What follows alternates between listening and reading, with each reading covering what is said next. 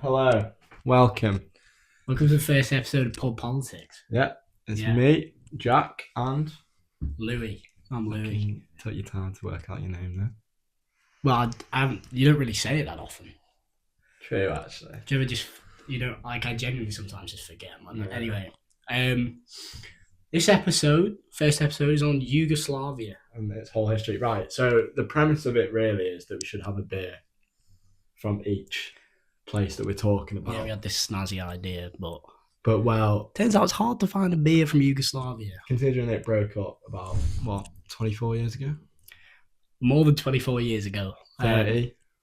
Yeah, it was in the 90s. It began falling apart. I think it's more. We'll get into all of that. I'm not clued. We'll get into. I'm not clued up on Yugoslavia, but Louis is. He's been studying, haven't you? Well, I've done some research on Yugoslavia. Yeah. Now, any of you people watching, all 10 viewers, if you are Yugoslavia experts, then please feel free to put it right in the comments. But I've done my best to research as best as possible. And I mean, to be fair, a lot of it is not like crazy in depth. So hopefully it's right. But if it's not, let us know in the comments. It is just baseline stuff, isn't it? Yeah. Yeah. Well, we were having this debate before we started filming. More me, because Louis knows, but all the countries in Yugoslavia, because I often get confused. But I'd say... Go on then, name... Bosnia, Name as many countries in Yugoslavia as you can. Right, Bosnia is correct. I'm trying. Well, can you expand on that, please? Bosnia and Herzegovina. Bosnia and Herzegovina. That is it's very crucial. You'll learn that though. Okay, maybe. Right. Serbia, obviously. Correct. Went there actually a few weeks ago. They're still caught up on the war. I think the thing is with Yugoslavia, it's such a recent war. It's very recent. Which, obviously, you look back at most wars, and they're not. So, hot take. So you've got Bosnia and Herzegovina, Montenegro and Serbia. Slovenia is correct. Croatia is correct. So that's 5. How many were there? I'm trying to look at the map now. You're gonna have to look very I can just arched over in depth to that map because it's very small. How many more are there? Because, well, if you count in modern day, Kosovo. Sorry. There you go. Kosovo is one. Wasn't always one. Albania. No, Albania was not in Yugoslavia. Although there are a lot of Albanians that live in Kosovo, which caused it to have its independence. Oh yeah, shit. Because Shaqiri and Xhaka. Because remember, I've never heard of this, but they played. It was Switzerland versus Albania, and it was like the World Cup or Euros, I swear. And when Shaqiri scored, he did like that celebration, which is like the bird of Albania, because I think they're Albanian, but did they get persecuted or something? Yeah, they were persecuted a lot by Serbia. Oh, were they? Right, so that you're missing. I think you're only missing one. If my calculations are correct. North Macedonia. There you go. There we go. Also interesting. I'll get into a little bit of that, but North Macedonia. Why is it North Macedonia? We haven't got a South Macedonia. We haven't got a South Macedonia. Or an East or a West. Just saying. Interesting. Well, look at you, because Louis done his bloody research on that. Okay. Right, now you're using your name all the time. Yeah, I've got a name and I'm using it. But so this is the elephant in the room. This is not. You actually don't know what it is. Yugoslavian beer. You don't know what. We might have a Yugoslavian beer on the way. We might have it on the way. Jack's dad has kindly gone and tried to find it. Not like that was his only mission. But you don't know what that is. I do. That way you do. Go on. What? So I've got a guess. You got to guess.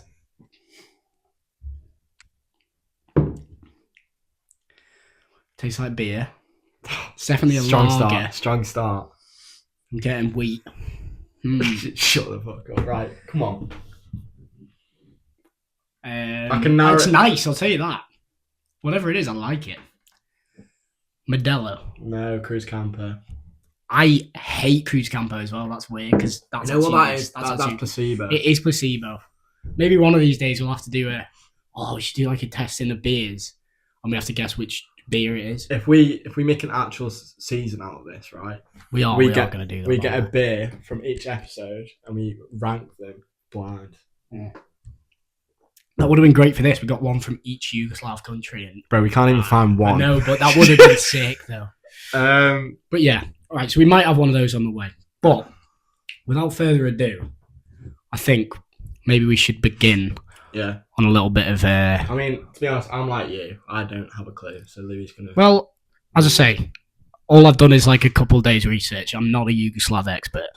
Is that a term? I love the word Yugoslav. After researching this so much, I think it's the best word of all time. Yugoslav. Come on. Do you know what it means? No, I can tell you. It's pretty on the nose. Wait, Slav? No. Land of the South Slavs. Oh, it's on the nose. That pretty on the nose. It is on the nose. How didn't I think of that? It's a country full of Slavic people, and its name is Land of the South Slavs. How's that not on the nose? All right, anyway. So, we're going to start off with the context, all right? Part 1. So, we begin our story in 1918. Now, you could have begun it a lot. You could have begun it. You could have begun this story a lot earlier. But, Louis only got so much time on his hands. Stop. I'm going to keep referring to myself in third person. Right. So, 1918. World War I's finished. Yeah. Kaiser Wilhelm's abdicated. Yep. I don't even know what that means, to be honest. The leader of Germany. Abdicated. Oh, I forgot it wasn't Hitler in World War I. Hitler. You just get a bit confused. This is how knowledgeable we are. No, I did know that. Hitler was but it's just like, forget it. Well, he was fighting, famously. Anyway. He was, actually. 1918, World War I ends, and the collapse of the Austro-Hungarian Empire takes place. Yeah. Okay? Through an economic ruin, the empire gets broken up, places want independence. Very oversimplified. We could get into a whole other episode about the Austro-Hungarian Empire, I'm sure. But in the Austro-Hungarian Empire were Slovenia, Bosnia, and that's it. I thought it was a third. From the from the Slavic. So it'd be a bit weird for Austro-Hungary it to would be be a named bit weird. just of Slovenia, Bosnia. Well, they also, they had the capitals of Vienna and Budapest where power was centralised. But anyway, Slovenia, Bosnia. I don't know why I keep saying Slovenia, but Slovenia and Bosnia, right? They were in a bit of like a, I don't know what you call it, like purgatory. They'd just finished from the Austro-Hungarian Empire, and they were like outside the Austro-Hungarian Empire, and there was this idea that had been floating around of a Slavic state. The idea, they all feel like they wanted a Slavic state. A lot of these states were like, they had supported that idea. So in 1918, December, the Kingdom of Serbs, Croats, and Slovenes was created. That's the first Croats and Slovenes, obviously. Slovenes, Slovenia, Croats, Croatia.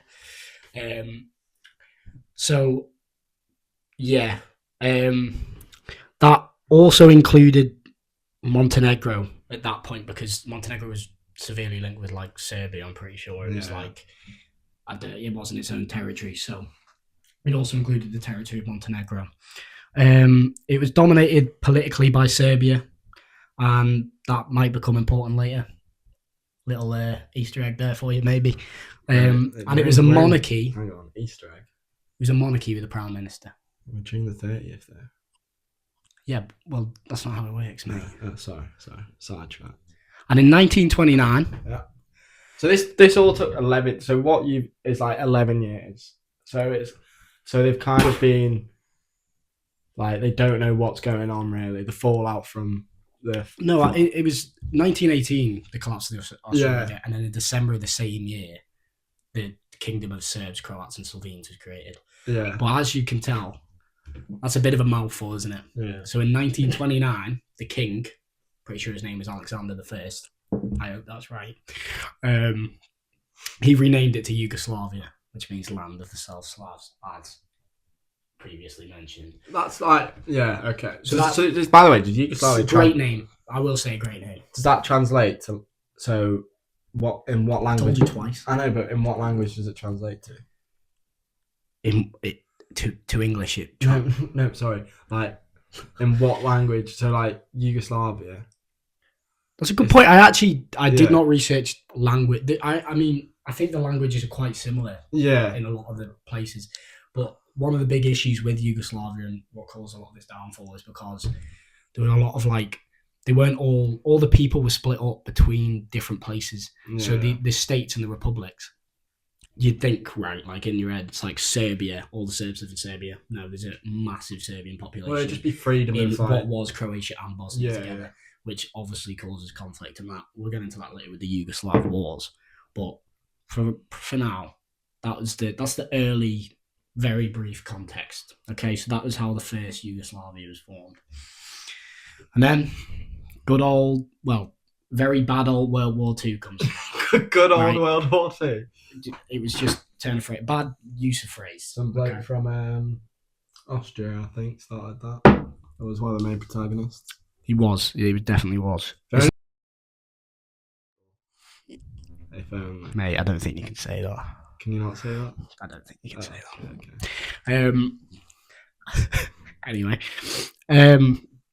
in 1941, pretty early on in the war, in April of 1941, the Axis powers invaded Yugoslavia because Serbian military forces launched a coup after the government joined the Tripartite Pact.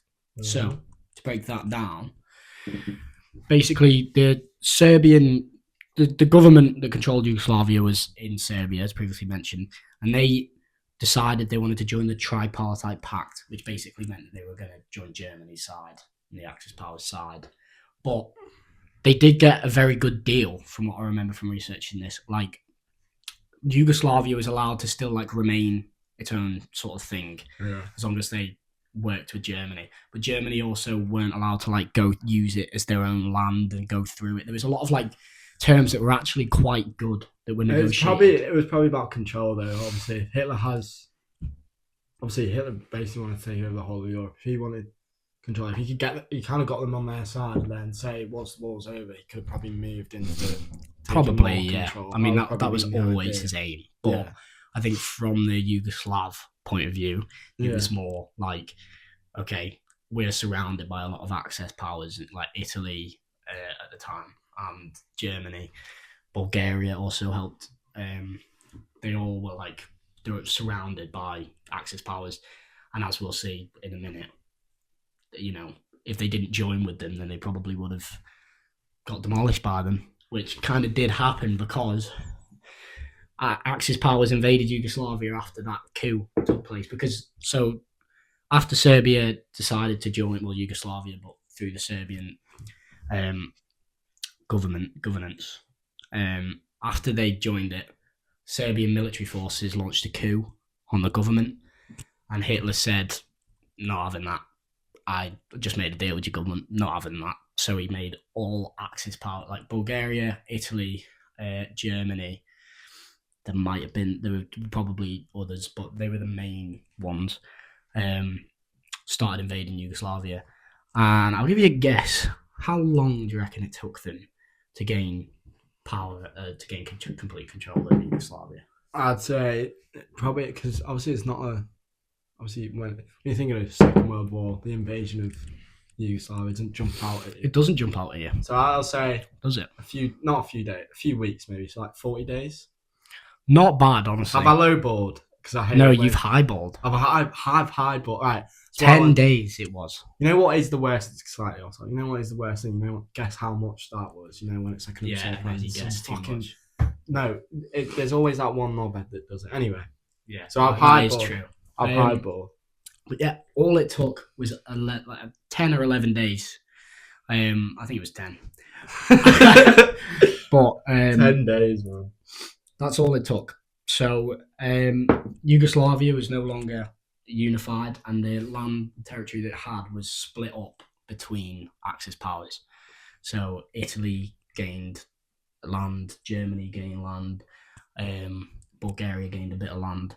So they all. I didn't realise Bulgaria was that. And neither did I, to be honest. Because you've got obviously Mussolini, Hitler, obviously they're the main. I didn't realise Bulgaria had that much of a say, really. Well, because they didn't in terms of like the Western. I mean, if you think of side of World War II, if you think of the geography, actually, this is what I mean. It's like they didn't matter to us, did they? Yeah.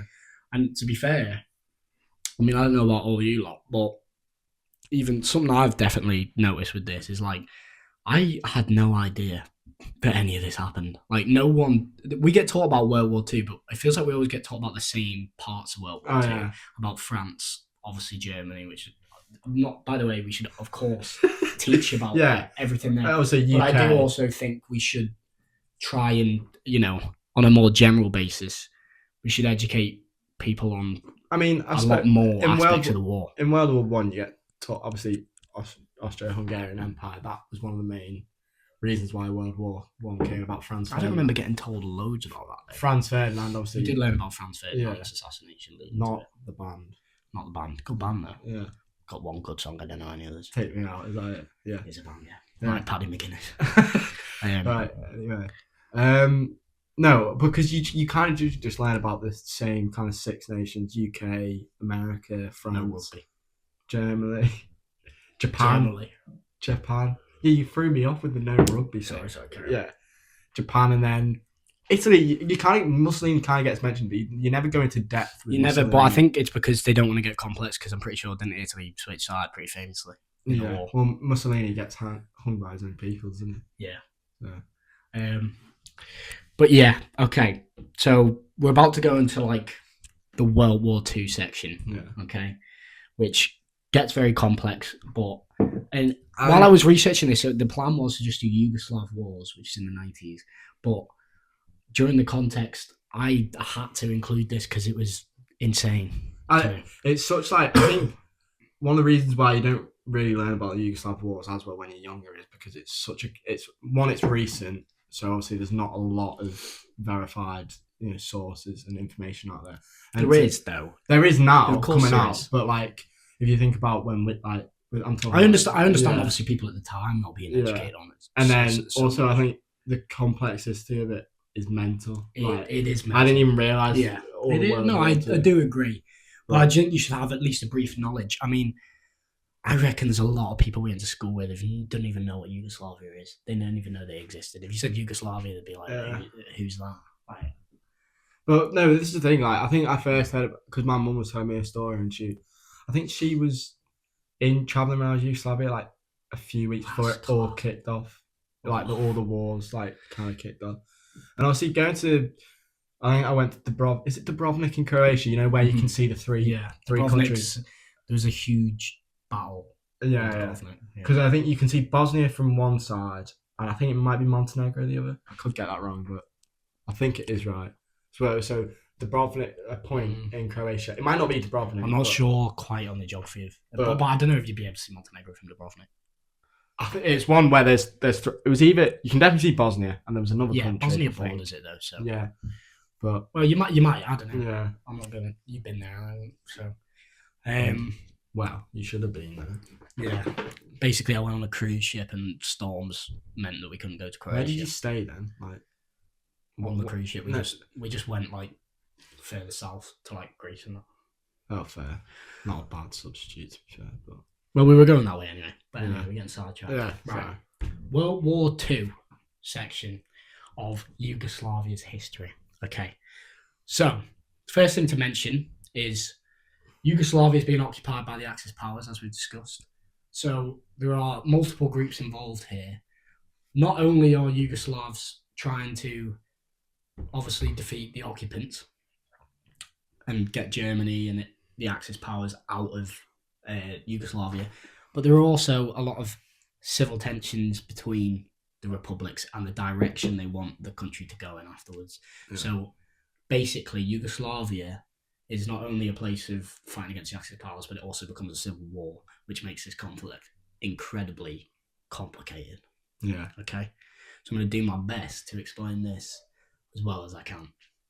Yeah. Wow. But if you don't get some of it, it's complicated, all right? Cut me some slack. You should be looking at me too, because I'm probably going to get fucking confused. But... Well, I'm going to do it. Come on, man. I'm going to do probably more on me than you. But well, I think it's just on the conflict. Yeah. All right. Yeah. Let's blame it on the conflict. Yeah. So the first group to mention is called the Chetniks. Okay. And they were led by Mihailovic. Mihailovic. That's my best pronunciation. Can I call him? Mihailovic. I hope he doesn't turn out to be a really bad guy now. Just well, I don't think he was a great guy. Right. But they sought to restore Yugoslav monarchy.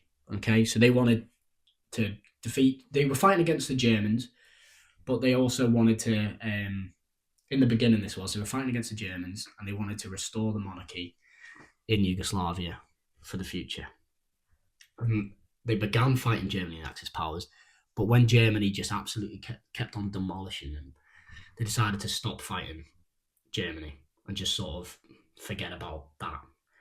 And kind of hard to forget about. Well, it is hard to forget about, but the best way I can explain it is they just sort of just went, all right, we're going to stop attacking Germany and trying to the country because we keep getting demolished. So they focused their attention on two other groups that they were fighting in the Civil War. And they were the Partisans and the Ustashi. All right. The Partisans was led by a man who went by Tito. Now, remember that name because this guy is very important. I've heard of Tito. Yeah. He is. Anyone who knows anything about Yugoslavia will know who Tito is. Tito is a very important figure. So he led the Partisans, who were communists that supported a multi-ethnic state. So they didn't want a monarch. They wanted to run the state in terms of communism. So they obviously clashed with the Chetniks, who wanted a monarchy. I don't know if you know, but so obviously communists, would they have been maybe supported by Russia? Oh yeah, we'll get into that relationship a bit later, mate. But Tito is definitely aligned with Stalin. The Soviet Union. I assume then support was given, and if you get the support of a power like that, then big upper hand. I don't actually know whether they did, but I would assume they did. Yeah. Again, fact check that yourself. But they definitely had a relationship. But I know more about a little bit about the relationship later on. I'm not sure whether the Soviet Union actually did help them out. I'm not sure whether they particularly had the resources to. Yeah. But yeah. So you've got the Partisans led by Tito. You've got the Chetniks led by the cool name guy. Mihailovic. It was on the tip of my tongue. Mihailovic is always on the tip of my tongue. And you've got the sorry. You've got probably the worst of the bunch. Well, almost definitely the worst of the bunch. The Ustashi. Which is led by Pavelic. Again, pretty good name to be fair. I do like the names of people from Slavic regions. I like the ending. Yeah, I do like itch. Yeah.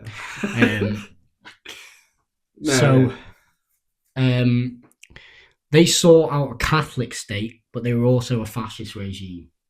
And Pavelic and the Ustashi controlled the government rule over Croatia and Bosnia at the time. So they had quite a big span of control. By the way, so you know, but they were fascist. The Ustashi. You know how you said before with obviously I said Bosnia is one of the countries. Mm-hmm. You know the Herzegovina part. Does that come in later, where it's Bosnia and Herzegovina, or would they just go under Bosnia as that comes a bit later of that date? So as of then, well, even at that time, they wouldn't have even been Bosnia. I don't think. I think it would have been. There was a long period of time where like the Croatian territory and Bosnian territory were the same. Yeah. Okay. I'm not sure exactly when that split off. It's very complicated. The borders changed a lot. But yeah, there wouldn't have been like a Herzegovina point at this time. Weird thing, the borders changed in the fucking 21st century. With Kosovo coming out, it's still not recognised by Serbia, not just Serbia. Well, yeah, I know that's why I was in Serbia a few weeks ago, and then there was the amount of graffiti there was about Kosovo, and just not accepting it almost is really they don't. I think also the complex thing is obviously I know it's a war, so everyone will feel like they're in the right, but there was such strong views, especially in Serbia, about how they felt they've been persecuted as well, obviously, and that's led to different types of militias. I think within their own, like Arkan, a guy we were speaking to in Serbia, he said basically he passed off to me and my mum who were there, and he was like, there's this guy Arkan who I think's a hero for my nation, right? Obviously some people outside of Serbia will say that he's obviously involved in crimes, you know. So like just passed it off like Playing it that. down. You're playing it down basically, just passing it off. And I think, and then if you literally travel 200 kilometers one way into a different country, they're like, he's the worst guy ever. That's how 100%. I think. But That's just how divided it's definitely become over the course of everything. But this is sort of the very beginning of it in World War II. Yeah. But yeah, the Ustashi were fascists and they held control over Bosnia and Croatia, sought out a Catholic state, and they committed genocide in World War II. They genocided, it was approximated to be 80,000 Jews, Roma, and Serbs, and their political opponents. They did it in mainly there's a camp, which I think was in Croatia, but it might not be. Sorry for some of the lack of information, but there was a massive camp that they obviously used. But they didn't use methods that the Nazis used with gas chambers and or even shooting them because of lack of resources, and also noise. They didn't really want to be like known that it was there. Yeah. So they used horrible, brutal, like primalistic methods a lot of the time. Just terrible. They committed horrible crimes, and a genocide that obviously. Lots of genocides that happened in World War II, but you don't hear about this specific localized. It makes you to me. It makes me feel like uneducated. That's the first time I've ever heard about it. It made me feel uneducated. Yeah, it's like, how do we not know about that? How did I never hear about what happened there during World War II? Because I feel like it's just as important to know. But so yeah, the Ustashi were terrible fascists, war crimes. And yeah, there's still disputed to this day how many people they killed in that camp, because so much of it was undocumented. But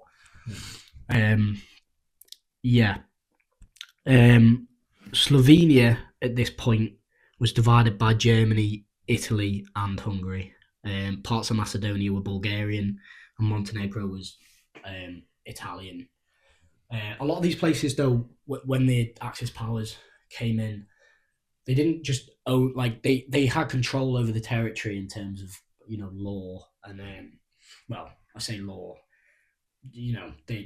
war law. They were like, this is your land, sort of thing.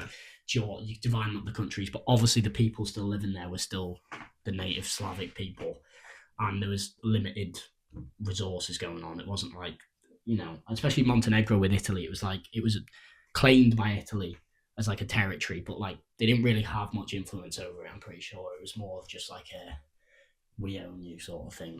Yeah. But yeah, 1943 in World War II was the turning point, though. So Italy surrenders at this point, which meant that the partisans, Tito's partisans, gain weapons, ammunition, vehicles, and very importantly, they gained Western support because they were proving most effective at fighting the Axis powers.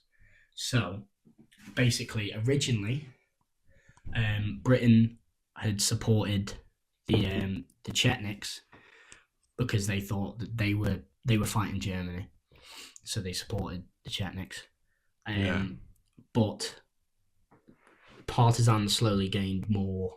As they gained weapon ammunition, and they also proved that they were more effective against Germany, beating them. Yeah. And the Axis powers, the support shifted. So that's the mess. The partisans gained all the momentum. Yeah, but that's the mess of it as well. How someone like the UK, obviously, loads of resource, can give it out to countries or groups like that. They can just switch like that, and just because switching just like that, obviously, then it kind of undoes all the support they've given to one group, and then if they can just switch it like that, that's why it's probably still so contested. I think the fallout from World War I and World War II, it's almost like the central powers, the powers with the most money, just didn't learn from the mistakes that have been made in previous. Definitely have, and they still don't learn.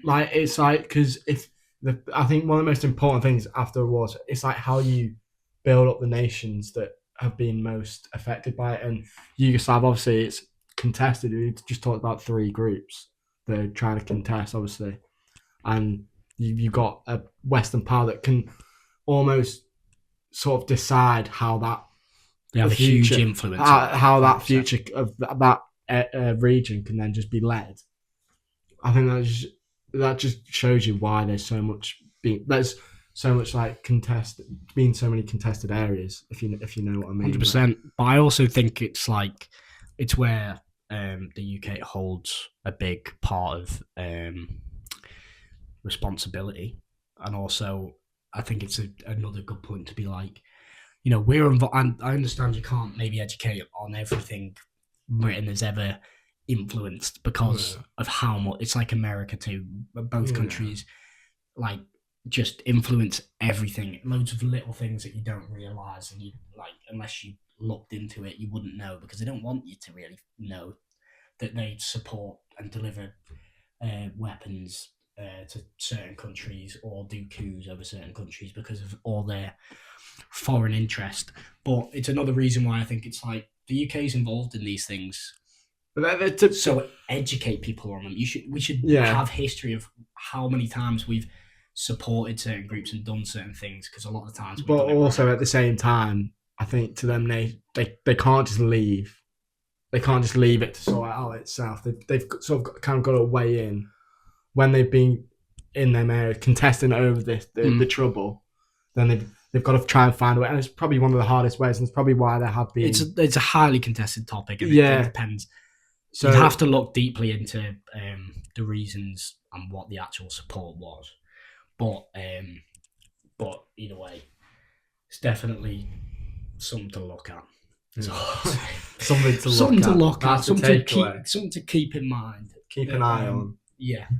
So 1943, that was a turning point. The partisans gained the momentum. So that's when Britain Tito's partisans gained. Yeah. So Britain then transferred. So that would have been under Churchill's government then by then, because Chamberlain would have died in 41, and then Attlee wouldn't have taken over till after the war. So that's interesting as well, because obviously Britain's political landscape is also changing at the same time. Quite like if you think that's like 3 PMs from different government like sides of government, because Labour came in 45, so they might have a whole different view on it as well. So I think that's probably important to know as well. I mean, look at it from the perspective of them countries. They'll be looking at UK elections being like, please, countries will still be doing that to be like, we want the support, hoping people. I mean, if you look at, as recent as the US election in 24, yeah.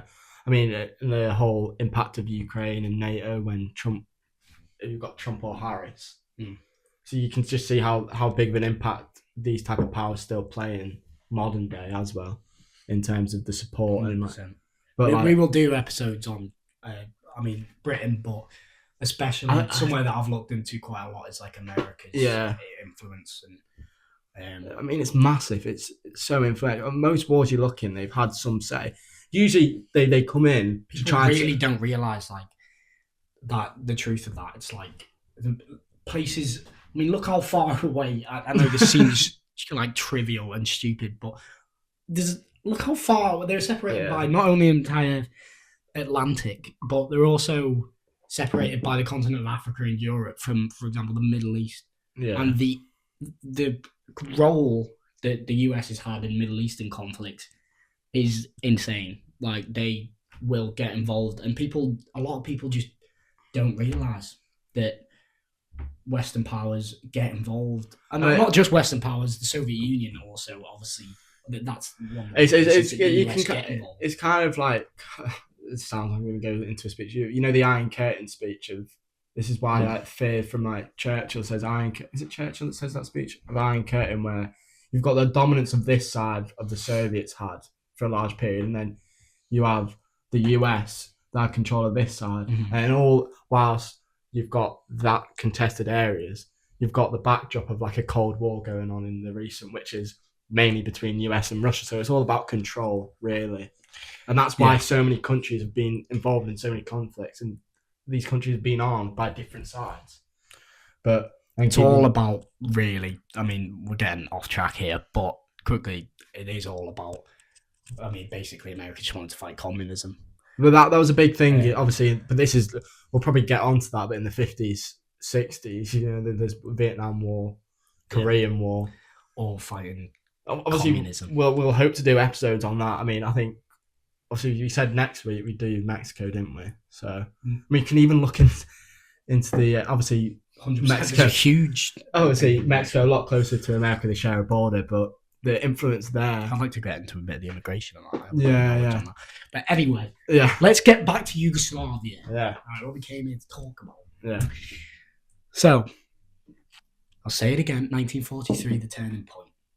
Okay, Tito's partisans gained momentum and support from Britain and the West. Now, in 1945, President Tito won the war. Well, he didn't win the war. He didn't win the World War. Tito is the universal winner. Obviously, the Axis powers were defeated, and long story short, Tito was the president. Quickly, I swear Tito. I could be wrong. There's a football player called Tito, isn't there? I've got no football idea. Manager, maybe. Right. Anyway, I'm gonna fucking Google that one. Funny enough, it wasn't his real name, Tito. Is it not? He sort of made his own battle name that he start with. Well, that's like who I was talking about, Arkham before. I could find his real name, but it'll take me a little bit of time to Google. But yeah, so Tito won, the partisans won, and they abolished the monarchy and established the Socialist Federal Republic of Yugoslavia with 6 republics. Okay? Serbia, Croatia, Bosnia and Herzegovina, Slovenia, North Macedonia, Montenegro. They're the 6. Can you guess which 2 were not included in the republics? Out of them 6? No. Wait. So they're the 6. They're the 6 republics. There's 2 other places or regions that were not. So Kosovo. Kosovo is one. I'd be very, very impressed if you knew the other one. I'll give you a clue. It's in northern Serbia. As soon as you've been Serbia, you might know. I only went Belgrade, which is probably going to... There's a region in northern Serbia that also wanted a lot more autonomy. I had issues with... Trying to think of Serbian... You don't know, do you? I don't know. No, I was trying to... Vojvodina. I was going to say that.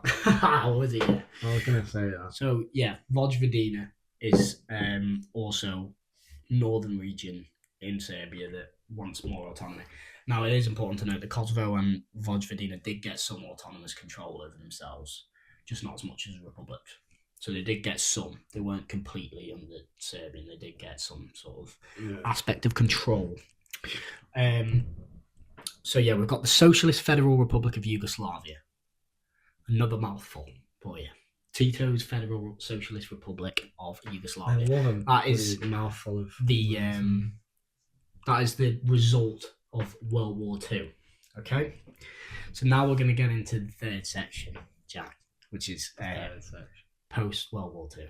Okay, this is going to be long, by the way. Is this so? This next section will be in the build up to. This is what happens between World War II and the Yugoslav wars. So obviously World War II ends 1945. The Yugoslav wars don't start till the 90s. So you've got a long time there. And I'm going to guess in the build-up to what the eventual Yugoslav wars, there probably quite a lot of political instability in that region. Well, could have guessed. Would you believe it? Would I? You're right, yeah. Well, actually, to be fair, not all right. It is quite interesting. So I'll first just get on to a little overview of more of the politics, and then I'm going to get into the economy in this time, because the economy is a huge part of what played a role in what happens in the future. So, 1974, there is a constitution signed by Tito that offers significant decentralization and greater autonomy to the republics and to Kosovo and Vojvodina, which received expanded self-government. Right, still weren't republics, but they received more powers to control them. So almost like devolution in a way. Devolution, pretty much, yeah.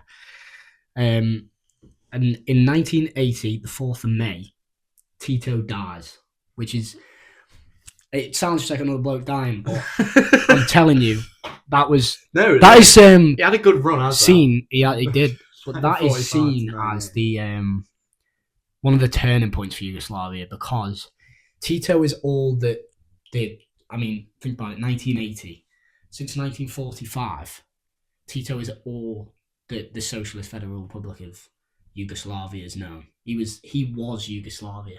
Like, he embodied everything it was. Most people idolized him.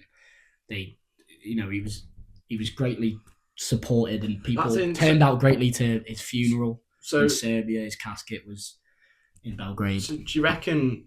So this, obviously we won't know this, but in the various countries since the fallout now, if you went back to that region and you went, what do you think of Tito? So obviously younger people, but to more older people that may have been alive, what they would have thought of him, because obviously since his death, it would be interesting. But since his death, obviously the amount of the instability is going to get more and more.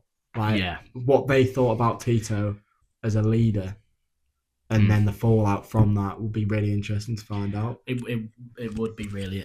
It's unfortunate we don't have a full-made Yugoslav citizen to run, because that would be insanely sick. Yeah. One day we might redo this episode with a revisit Yugoslav citizen. Yeah. So 4th of May 1980, Tito's death. Huge turning point for Yugoslavia, because also people mainly do not know the direction it's going to go in after that happens, because Tito is all they've known. And importantly as well, there was not a successor. Tito never set out someone to success him, someone to continue on the Yugoslav idea that he had. So the country was sort of left in a bit. People were thinking, what's going to happen next? Residents didn't really know what the plan was, and there was a lot of uncertainty about it. And a year later, in 1981, Albanians protest in Kosovo against oppression from Serbians, and they wish to become a republic. So Kosovo, to note, obviously it has some autonomy at this point, but Kosovo is mainly ethnic Albanians who live there, which obviously clash with the Serbs. So they obviously protest against Serbian oppression. They feel they're being oppressed by Serbs. They want more power. But that is brutally squashed by the policing forces and military. Protest is just squashed, right? Yeah. Kosovo was like, no, Serbia, we want to keep Kosovo as a territory of ours, which they still do today. Yeah. And obviously still probably most contested area in that region now, between Serbia and Kosovo. Yeah, I think, as I say, there's a lot of places like Britain, and I think most of the G7 and Western countries recognise Kosovo, but Serbia don't, and there are certainly a lot of other countries that don't. And I also think I'd be interested to see if Russia did. Yeah, but the thing it's a big Russian influence in Serbia, so that'd be interesting. But that's also, why it is interesting. But also I think obviously it's very recent, but people like our age, right? They have such a strong opinion on Kosovo in Serbia. Have such a strong opinion on Kosovo, and obviously don't recognise it still. I think it's because they grew up in that. I mean, 2008 it was that Kosovo got their independence. Recognised by only some states. It's a thing. It's very recent. I think other than South Sudan, it's the second most recent country. I think it's a fact check if that's right. An area that you've really got to, I think, keep an eye on over the next 20 or 30 years, because I think there could be more that could happen, certainly between Serbia and Kosovo. Definitely. But let's hope that's not the case. Also, something to note, in 87 to 89, this is a good name, Slobodan Milosevic. Come on, Slobodan Milosevic. He rises to power in Serbia, okay? And he revoked Kosovo's autonomy and strengthened Serbian control, which alarms also Croats and Slovenes. Yeah. It alarms pretty much everyone who's not a Serb. So you can start to see now the kind of the build-up in terms of basically, there's a lot of, most of the conflict is centered around Serbia. Serbia want more control, not only over Kosovo, but they also want control over the whole I mean, they already do have. I mean, the capital's in Belgrade. They have the most influence in the whole of Yugoslavia, but Milosevic wanted more, and that obviously alarmed other groups. So this, you can see this tension is rising.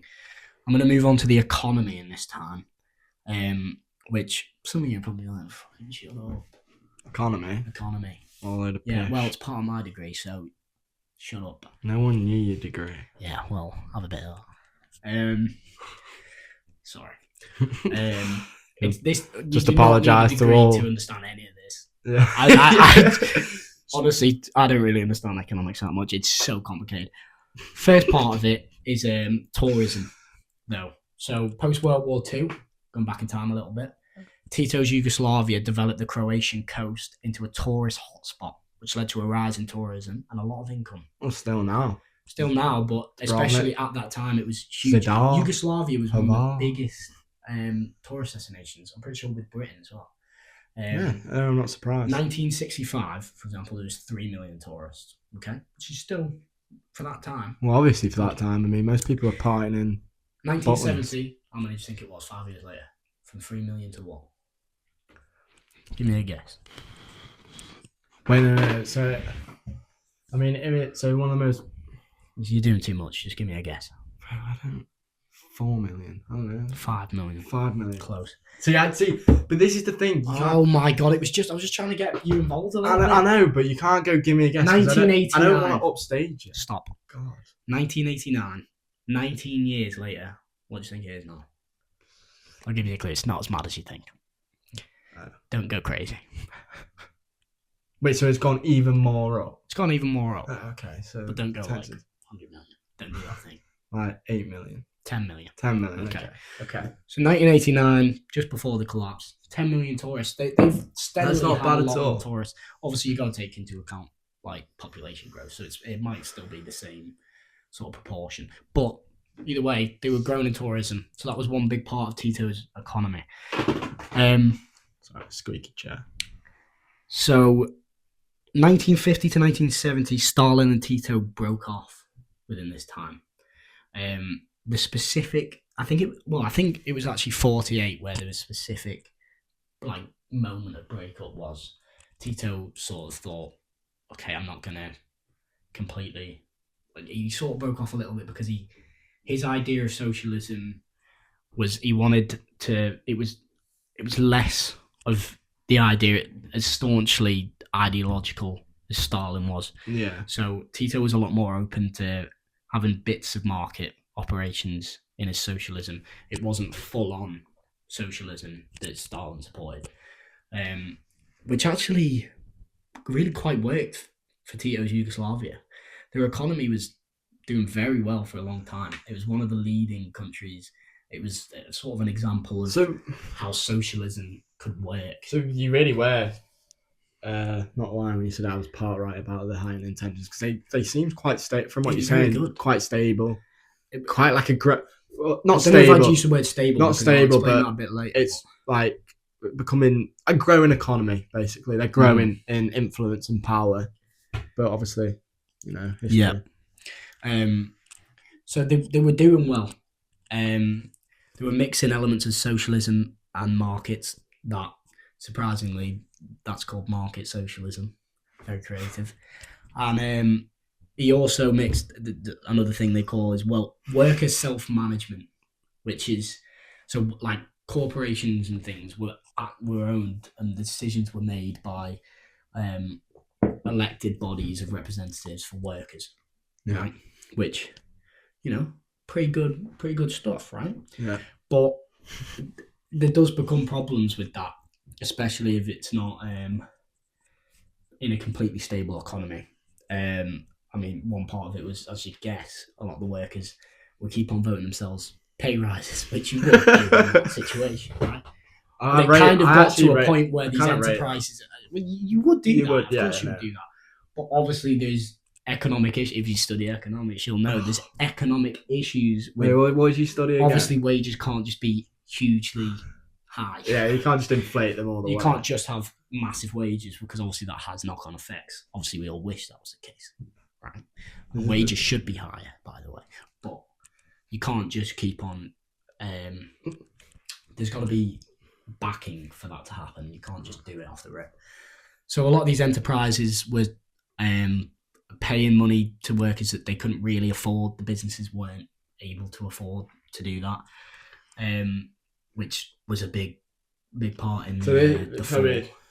This example could be used by a lot of right-wing capitalists in terms of why this sort of socialism wouldn't really work, because you get your workers trying to, and there's valid points. Yeah. So I mean, obviously it's a very valid argument in terms of that's why. But there were also a lot of I mean, some socialists would probably argue, they would point to the success that they had, and say that this can work. It just wasn't managed in the right way. Because it's like, as you say, economic.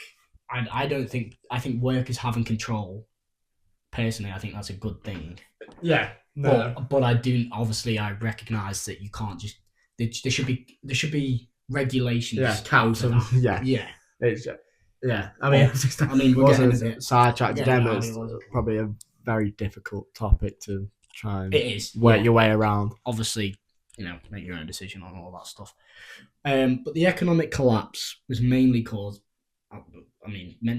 Previously mentioned reasons of the workers' control, but firms were also just not productive due to low competition, and firms employing more than they could afford, making losses, but being kept alive by the state. And in the 1990s, foreign debt exceeded $20 billion, which is a lot for a country like Yugoslavia in that time. Wow. The issue, like a lot. Well, it is. It is a lot. I mean, it's very hard to put them numbers into context, but it's a lot of money. I wonder what that would be in today's age in terms of inflation. Again, this is why we need a producer, because we could find out. We've asked so many questions we couldn't know. Although, hypothetically, right, it's very off topic. But you know what I read the other day, right? Right, so Liverpool signed Andy Carroll for $35 million. No, stick with me. You know how much money that would be? In 2012, we signed Andy Carroll getting mentioned in the big 226? 226. 2026. What a year. No. No. So that was 35 million. Adjust that with the inflation, be like 105 million now. Not million. Oh, sorry. I thought it was something like that. So it'd be like probably near 100 billion. Honestly, I don't know. So 20 billion. So 80 maybe. Something like that. I don't know. Look it up. Should we look it up? You look it up. I've got notes. Who's filming? See, we are also at a lack of technology. Yeah. It's not high. We'll just, that money inflates, all right? Yeah. So that was, but to add on to that, that debt exceeded 20 billion because the whole time it was financed by a lot of foreign financial backing. They took out a lot of loans. There was a lot of borrowing. The IMF did come in. I'm pretty sure Yugoslavia requested help, and they did. As you would. They did. I think they did give some help, but they also had conditions, and that help was basically led to the political decline because the IMF helped by basically they had to stop a lot of the borrowing, but they had to support the country, but they still had to go into recession. Unemployment had to rise. Inflation had to rise. That's how you've got to sort of like wither that storm. But the issue is with the political tension, they couldn't wither that storm, and people were really economically in a bad place, which obviously leads to more political tension. So that was a big factor in the collapse. Interest rates rose to fight inflation. Oil shocks played a part. There was lots of lower demand at this point in time from like Western countries for Yugoslav goods. There was also a lot of inequality. I'm pretty like Slovenia and Croatia, because they were part of the Austro-Hungarian Empire and stuff. They had more industrial developed areas, whereas places like Montenegro, areas of Bosnia, Macedonia were very poor, very agricultural at the start, and they'd always struggled to catch up with that. There was always a level of inequality. Well, today, aren't they? I mean, Montenegro does well tourism-wise now. Yeah. But, I mean, you're talking about some of the regions now. Yeah. It's still probably some of the worst economies in Europe. Yeah. That's nearly said EU, but unemployment reached 15%, which is bad, very bad. Couldn't tell. What do you reckon inflation was annually? Annually? It like some of its worst. I know Argentina is a good example of an economic collapse. Argentina was, I think it reached 300%, I think, just before, what's his name? Is it begins with that? Can't remember, he's a knob there.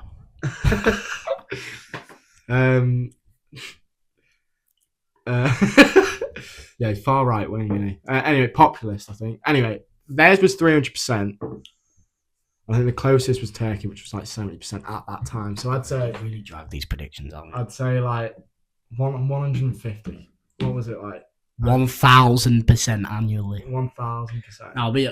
someone's going to be in the comments there like I'm saying annually, you're saying. So I think you might not be saying annually, you might be going like quarterly, monthly.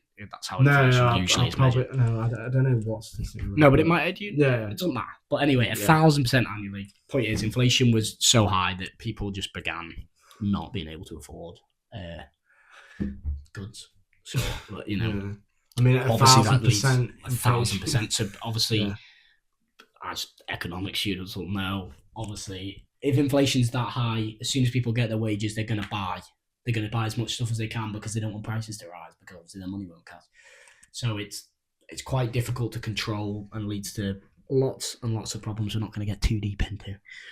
Just going to do a little section on Tito as well. Just a tiny little section on Tito. I mean, it seems quite an important He's a very important figure. Just an interesting note I learned about him watching the documentary. He formed a friendship with Elizabeth Taylor, who was an American actress at the time, a famous American actress. And she had a husband, which is a director. Yeah. And they made a film about him in Hollywood that painted him out well. Like, he painted him out to be like Yugoslavia's saviour in terms of the war. So almost a heroic type. Yeah. They painted that, which, obviously helped his cause. He also owned Brunei Island, which he had a mansion on. And I'm pretty sure I even seen a clip of Queen Elizabeth going there to that mansion. Yeah. He met loads of celebrities there. He was living like a celebrity life on this mansion island. And he also had a yacht. You're not getting confused, are you, about a different No, I'm not getting confused. Galeb Yacht. Galeb Yacht. Not quite in terms of names. It's not a great name, but Galeb Yacht is what he used. Tito was scared of travel. He was scared of flying. Right? So he used to travel loads on this yacht. It wasn't like a modern day yacht as well. In 1950s. But it was a big boat. Big boat. It had like a ballroom and stuff, and he spent a lot of time on it. Sounds like a yacht to me. Jesus. Well, yeah, but it doesn't look like a modern yacht because it was in the 1950s. Anyway, and that boat is now kept in Croatia, and it's been restored. So it's in the dock in Croatia, and you can go and see it. Whereabouts in Croatia? Can't remember. A port. A port. I'd say Dubrovnik, probably. It very much might be Dubrovnik. He also did have an island that I seen in a documentary. I haven't made any notes on this, but from memory, he had an island where he sent people. How many islands did he have, by the way? Quite a few, and he sent people to it who, like, his political opponents or people who just, very dictatorship. Like, oh no, he just anyone who said anything, he sort of just sent to this prison island. Where it was a very barbaric place. Yeah, I think we forget. Obviously, Tito may have done good stuff for Yugoslavia in terms of tourism. He was still he was a very bad dictator. Yeah, still very probably another reason that you could attribute to why Yugoslavia then fell into the wars, because if you have a dictator in that region or in any region, for example, then so short term.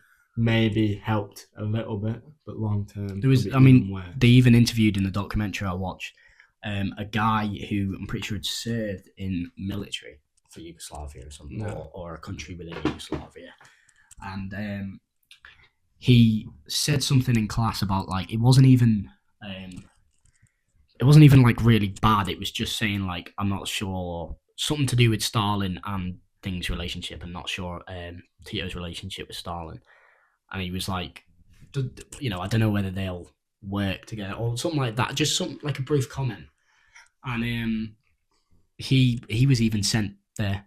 And when new prisoners arrived to it, they used to do there was a path, and either side of the path would be prisoners that were already there, and they used to have. I think they had clubs, and they used to be blindfolded, and they'd be told to beat the shit out of everyone, all the new prisoners coming in, and it's basically like you just had to try and run. So obviously the slowest ones would get brutally beaten. It's just an example of some horrible stuff that's up place on that. Mental, innit? A figure that could be viewed by some as a success is also then carrying out these acts in a highly authoritarian way. Anyone who speaks out on a regime that he's, it's just, it's almost, you had two islands, one for anyone that speaks out on him and one who wants to like party with him. Celebrities, and like films about him. So that's just a bit of background on Tito. But I think it's time to get into the Yugoslav wars. Well, we've only took nearly an hour. Yeah, well, listen, it's a podcast after. So, this is lock in. Again, everyone just lock in. Put your popcorn down. I don't know why you're eating popcorn at 2 p.m. on a Monday either. What's wrong with you? It's currently about 5:30 on a Tuesday. Yeah, but they're not watching it this time, are they? Why are they watching? It's not live, is it? Why are they watching on a Monday at 2? I don't know. Okay. They're all unemployed. You in Yugoslavia? Nah. All right. Louis, come on. That's bad, isn't it? Is it bad? I mean, unemployment rate 15%. So say we get 100. That's what I'm saying. There's a 15% chance. So we get a mighty 100 viewers, which I doubt. I'd be jumping for joy. With that, yeah. 15 of them were unemployed in that era. Right. Anyway, Yugoslav wars. Yeah. Take a breath, because this is very complex. Okay. 1990, the collapse begins of Yugoslavia. There are multi-party elections had, and there are nationalist governments installed in Croatia and Slovenia. Okay, so nationalist sentiment, independence cause rising in the 90s. Okay, June 25th, 1991, crucial day. Slovenia and Croatia both declare independence. Okay. Now, this separates into two separate wars: the Slovenian War and the Croatian War of Independence. So, I'm going to talk about Slovenia first, because a lot less happens in the Slovenian War. Yeah, I feel like it's a lot less well known, obviously. Yeah. So, Slovenia declared independence on the 25th. Then there was a 10-day war. I think that's where I was getting confused before. It was 11 days in World War II. This one was 10, okay? So 10-day war from the 27th to the 7th of July, 1991. Oh, coming up to the anniversary soon. It is, yeah.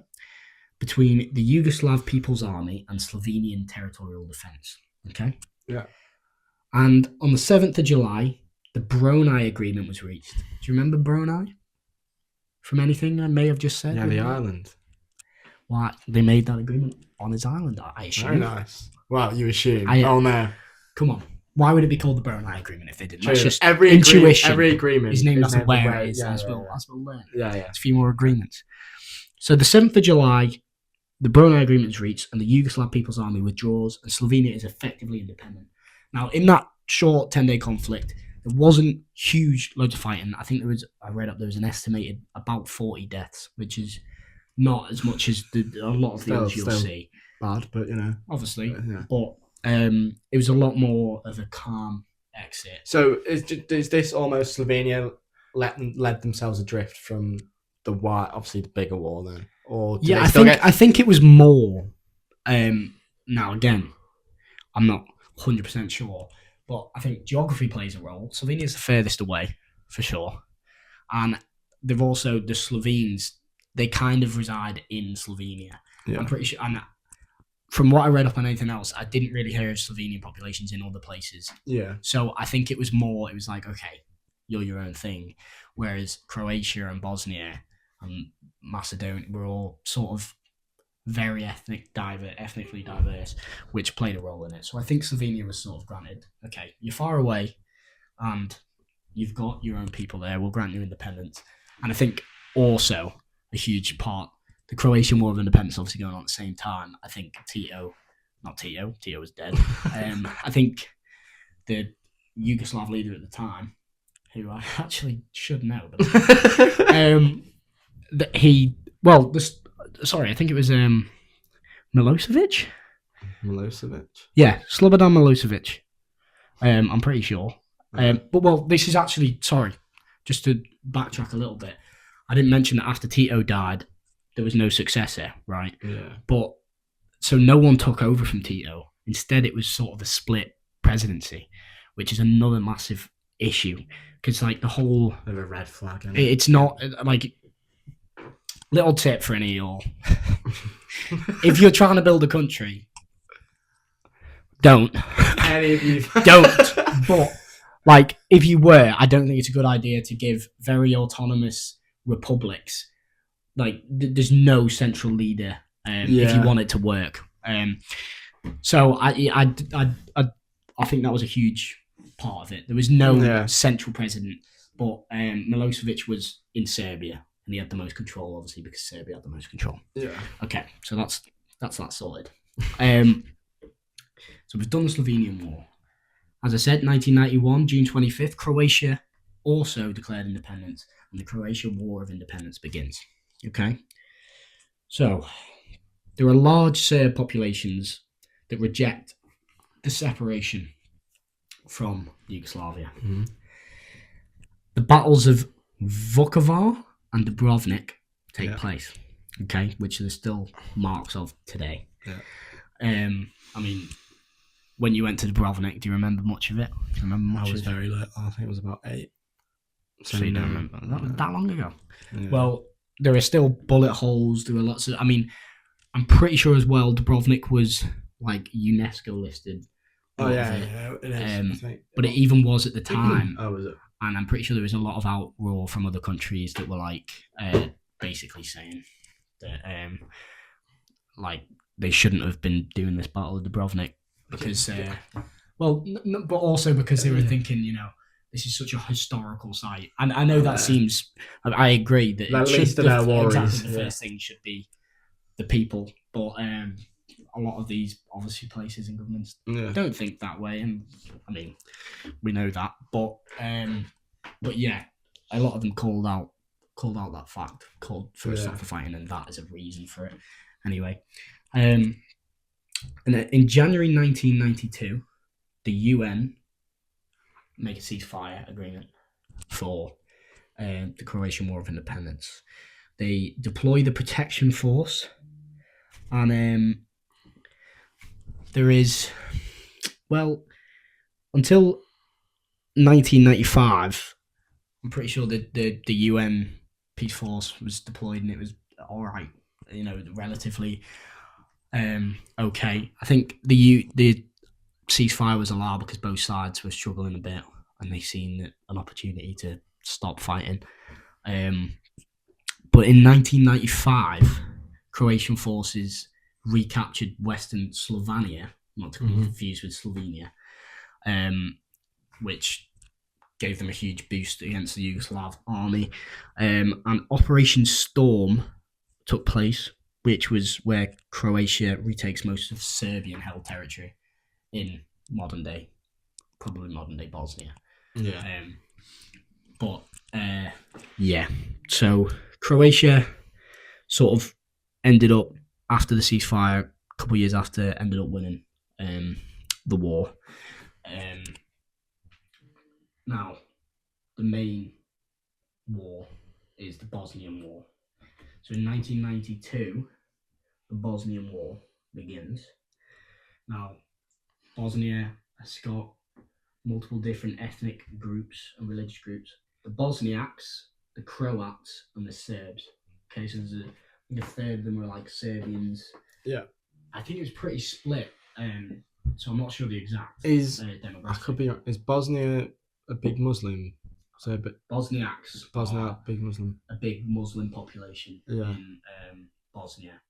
So that caused a lot of religious tension as well. Yeah. And direction they wanted the country to go, I suppose. And in March 92, Bosnia voted for independence, and the Bosnian Serb leadership rejects the result. So the people vote for independence, and the Serbs, who were leading Bosnia at the time, reject the result.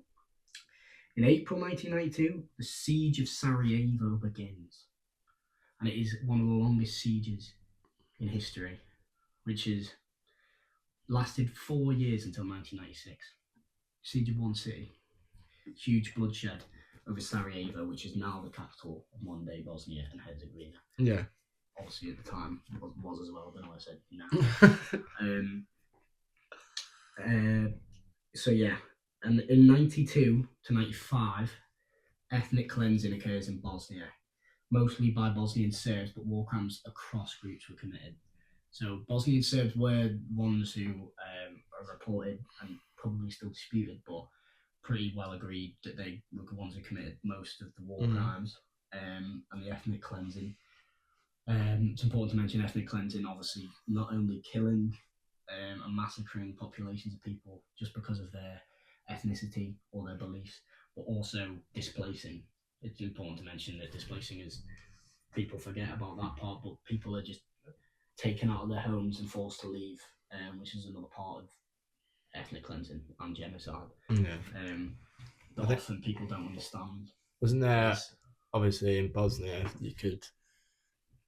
there was like obviously really rich millionaires could go over and like there were bounties put on just normal people's heads and you could murder. That wasn't that part of a genocide? I don't know, but I mean, so you might know more than me on this. And I think I could be wrong in terms of the region. Sounds about right. But in Bosnia, you could really, really well off people could literally, obviously, you know, the big industry about hunting and game, they could do it with humans. So, yeah, I know that was. Thing is, people are still discovering things now, even to this day. But I think in the last 10, 20 years, it's come out these type of events did go on in the midst. And obviously, UN people did try and go in, but they couldn't even really stabilise it in terms of the amount of conflict that was going on. Yeah, they did struggle. So you've got ethnic cleansing occurring during that time, that's important to note. But to go a bit more in detail, in 1993, not only is the conflict between Bosnian Serbs and other groups in Bosnia, but conflict also erupts between Bosniaks and Croats. So Bosniaks and Croats wanted an independent Bosnia, right? And they were fighting the Bosnian Serbs for that. But they were also began in 1993 fighting each other because of their differences in the direction they wanted the country to go in afterwards. Okay. Right? So they obviously they fought on each other's side, but it got to a point where they thought. And a lot of that was caused by localised fighting, like because disputed territories between the groups would cause flare-ups between local people, and that arises into a bigger rivalry between the two groups. The Bosniaks wanted a single internationally recognised state, and Croats wanted to join with Croatia. So that was another part of the direction change they wanted. And there was a massacre that's known as the Amici massacre, where the Croats killed 100 Bosniaks in pretty brutal fashion. One of the many massacres. I'm sure there's plenty of more you could research and find out, but in this case it was Croats killing Bosniaks. So it's war within a war takes place in the Bosnian War between the Croats and the Bosniaks. Okay, and this was much to the dismay of the US and the UK. They didn't want that to happen because they supported an independent Bosnia. So 1994, the Washington Agreement is signed. Right. Was that in Washington? It was in Washington. Good. I think.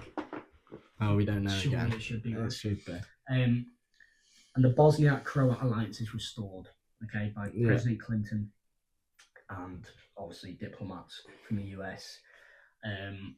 So the Bosniak-Croatia alliance is restored in 94. In July 1995, there is another massacre, which is one I've learned about in international relations, which is another part of my degree. And sorry, and Do you do a degree, by the way? I do. Yeah. Srebrenica massacre. Bosnian Serbs captured UN declared safe area, and they basically Bosniaks. There were lots of Bosniaks who lived there, and the UN forces, I believe, were mostly Dutch.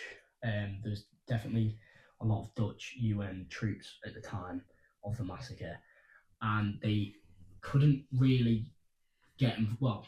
It's very sweet where they couldn't get involved, but they chose not to get involved, sort of out of scared, out of fear.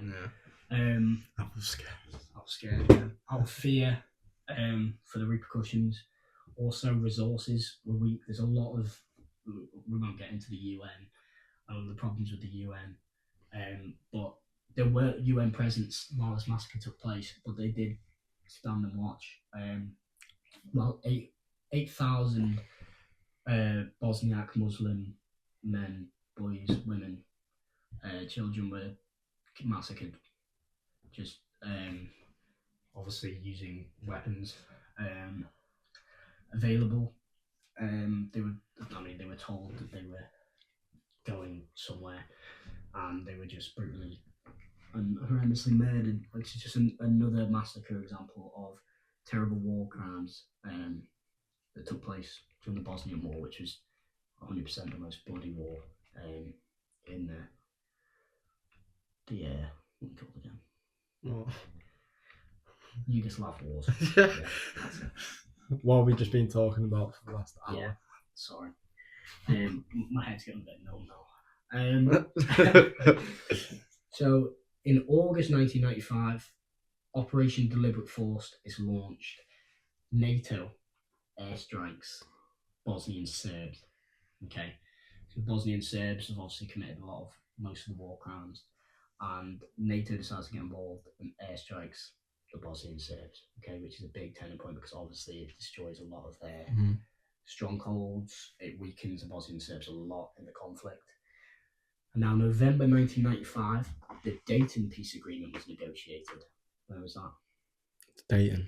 Where's Dayton? Dayton is one of the biggest US military bases located in Ohio. Ohio?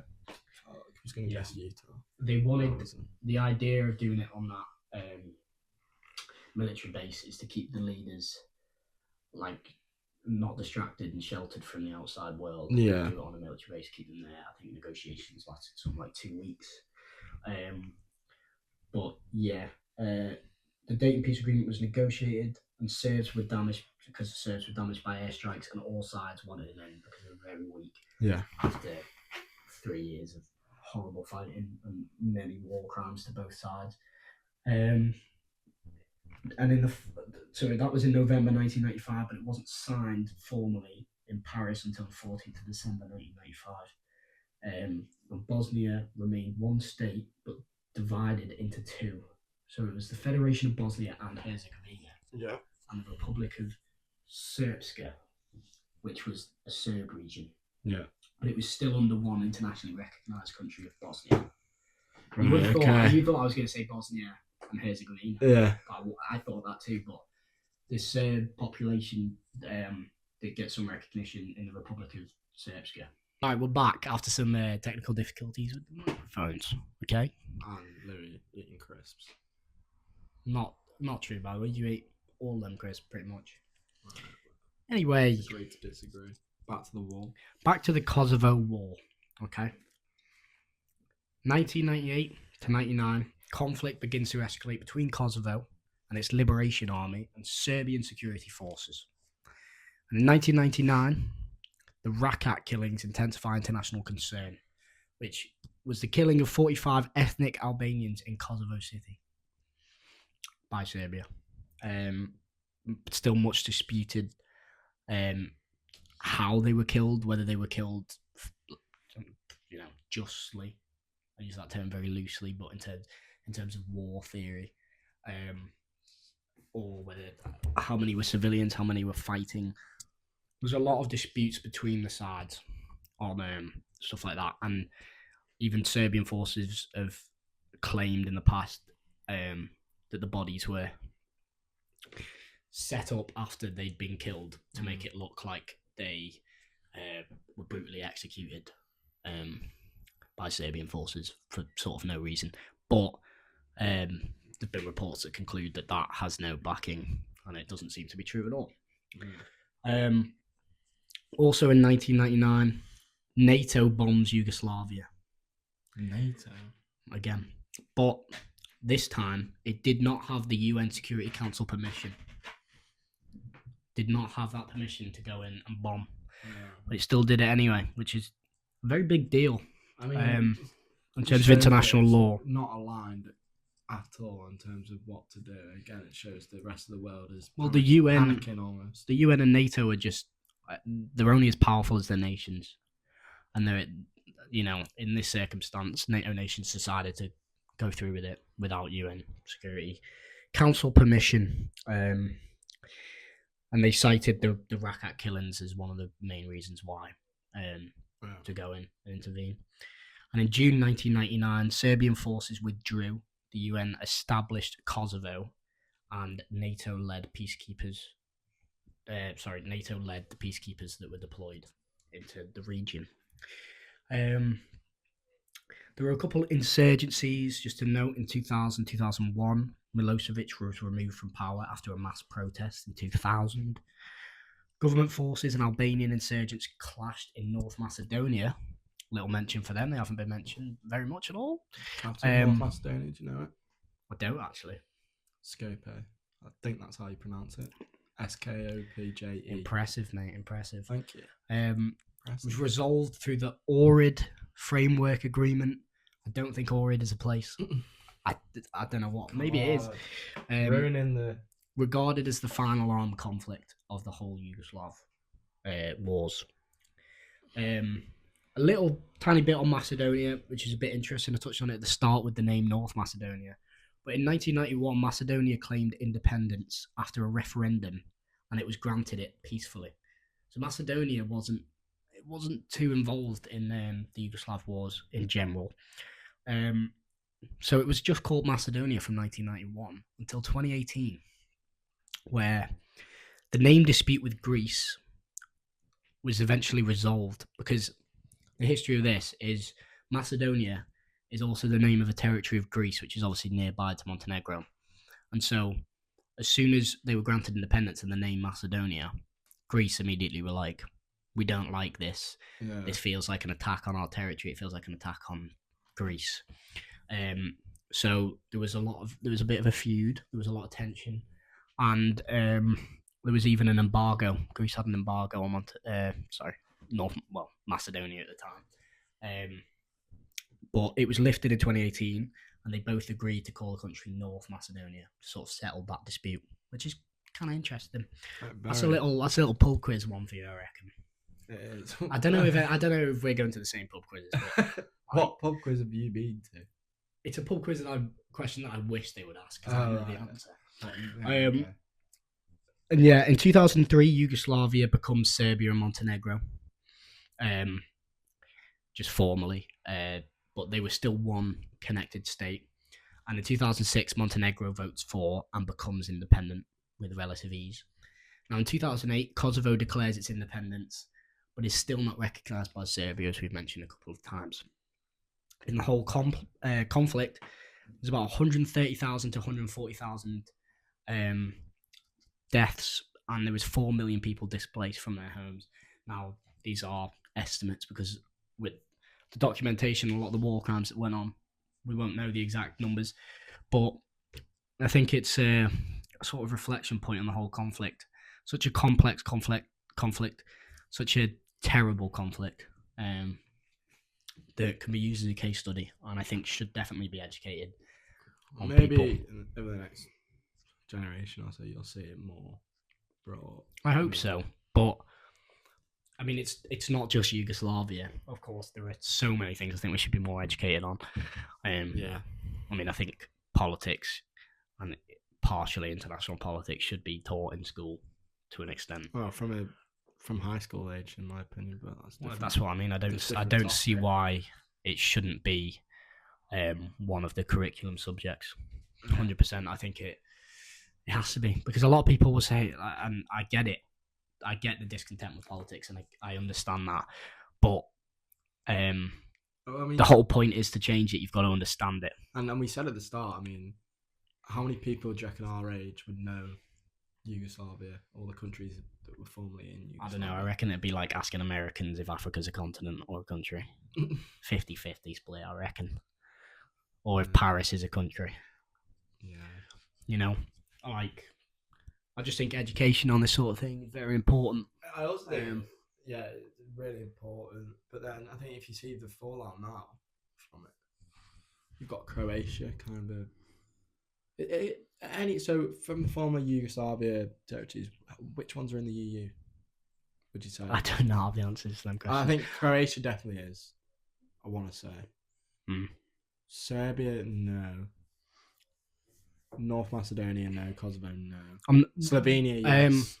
I can't remember. I think it was North Macedonia are working towards joining the EU and NATO, or it might be Kosovo, or maybe both. I know, well, obviously Kosovo. They're definitely some of them are working towards it, and they have been for a while. It's just there's a lot of obstacles to that process. But yeah. So, first episode done on the Yugoslavian ones. I hope you've been educated on Yugoslavia. I mean, I have. Obviously. Yeah, and again, if any of it's wrong, then please let us know in the comments. All right, peacefully would be nice. You know. Yeah, we don't want to know. I don't want to get flamed for any of this. Yeah. But yeah, next week Mexico will be less away from government. I think obviously government will play a huge impact, but more into the crime and obviously cartel type of. Mexico away next week. Mexico away, yeah. Yugoslavia. I'll do a little bit on the border. Also, know there is notorious Mexican drug cartel. How many? This is for next week. How many states do you think they operate in across America? America? Across the United States, how many states do you reckon they operate in? 36. Every single one of them. Oh. One of them ones. That's a trick question. I don't support that question. That's a trick question. Well, I'm going to be asking you a lot of questions next week on it, so... Well, yeah, this week was me mostly up, and next week you're getting mostly up. So, and then after next week, you can decide who's better. But, yeah. Yeah. So, yeah. Pub Politics, episode 1. Like and share. Do all those things.